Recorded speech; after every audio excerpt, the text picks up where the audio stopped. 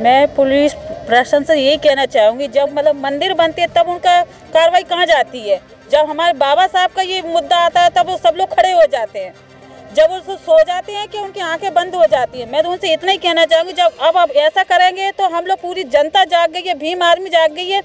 अगर ऐसा फिर से करेंगे तो आंदोलन करेंगे और क्रांतिकारी करेंगे। मैं तो नमस्कार, मैं हूं नीरज कुमार और आप देख रहे हैं एक देश एक आवाज़ न्यूज़। हमें ग्वालियर कलेक्टर ऑफिस में और एक मामला आया है यहाँ पे, जो बाबा साहब की प्रतिमा हटाई जाने के प्रशासन ने लगभग, इनका कहना है ऐसा, 11-12 बजे रात्रि में वहाँ बल प्रयोग करके वो प्रतिमा हटाई है।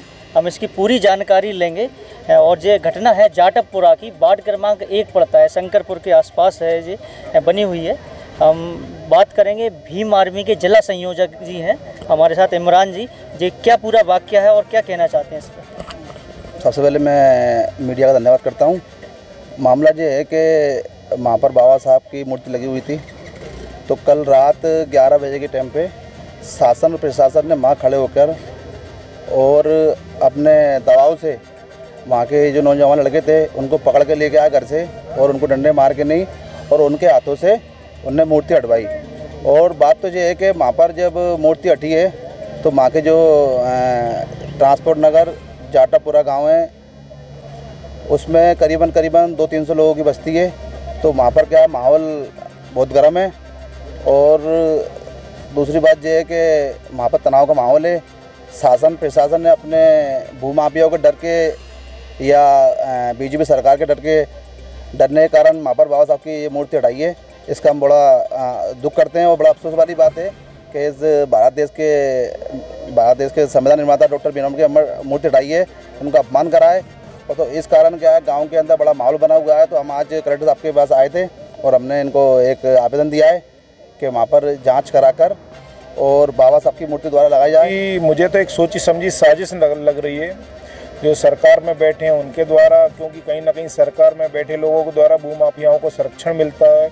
और सबसे बड़ी दुर्भाग्य की बात तो यह है कि यह देश पूरा संविधान से चल रहा है, लेकिन जब कहीं किसी शासकीय भूमि पर समस्त ग्रामवासियों, मोहल्ले वासियों व वहाँ के लोगों की सहमति से, माता बहनों की सहमति से अगर बाबा साहब की प्रतिमा स्थापित कर दी जाती है, तो प्रशासन उसको इस तरीके से हटाता है जिसमें सरासर अपमान की झलक दिखाई देती है।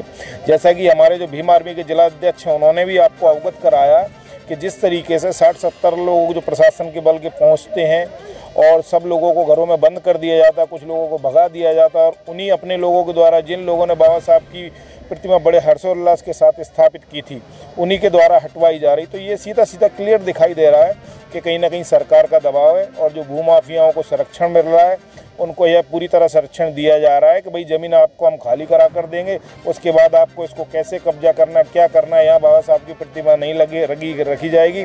फिर आप चाहे मंदिर बनाएं, कुछ भी बनाएं, लेकिन यहाँ बाबा साहब की प्रतिमा नहीं होगी। तो सीधी सी बात ये है, जो भारतीय जनता पार्टी है और जो कांग्रेस और जो अन्य पार्टियाँ हैं, यह केवल बाबा साहब को 14 अप्रैल के दिन जो माल्यार्पण करती हैं और दिखावा करती हैं सम्मान देने का, यह बिल्कुल गलत है। ये बाबा साहब का कतई सम्मान नहीं करती हैं। बलुआ में भी अभी जो प्रतिमा रखी गई थी, आपने देखा, जिसमें मंत्री जी के भी कुछ शब्द आए थे, रूपेश खैन जी से कहे थे कि हम तुम्हारा मिशन चलवाते, वहाँ सब पर भी बाबा साहब की प्रतिमा अपमान स्वरूप हटाई गई और यहाँ पर भी हटाई गई है।